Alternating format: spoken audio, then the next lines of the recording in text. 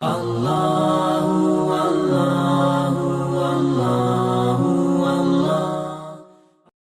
بہرحال مشکلات و پریشانیاں اور ان میں انسان تلاش کرتا ہے کوئی ایسی دعا مل جائے، کوئی ایسا پیغام مل جائے جو مشکلات دور ہوں اور پریشانیاں ختم ہو جائیں۔ تو آپ کی خدمت میں شیخ بہائی علیہ الرحمہ نے ایک ایسے عمل کو تجویز فرمایا کہ فرماتے ہیں کہ اگر اس کے بعد انسان کی مشکلات دور نہ ہوں، پریشانی ختم نہ ہو، تو مجھ سے روز قیامت جھگڑا کرے، مخاصمت کرے۔ شیخ بہائی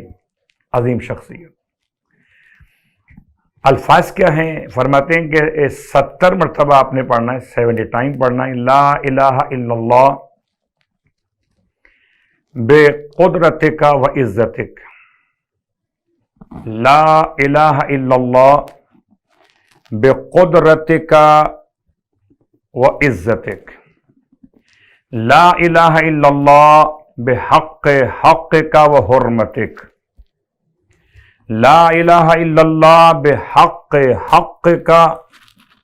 و حرمتک، لا الہ الا اللہ فرج برحمتک، لا الہ الا اللہ فرج برحمتک۔ تو یہ 3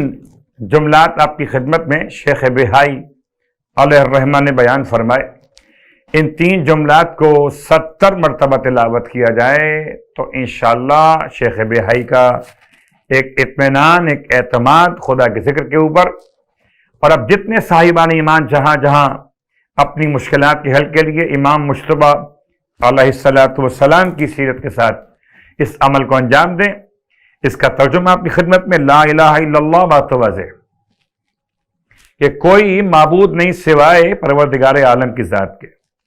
پروردگار تجھ کو تیری قدرت کا واسطہ، تجھ کو تیری عزت کا واسطہ، لا الہ الا اللہ پروردگار تجھ کو تیرے ہی حق کا واسطہ اور تیری حرمت کا واسطہ۔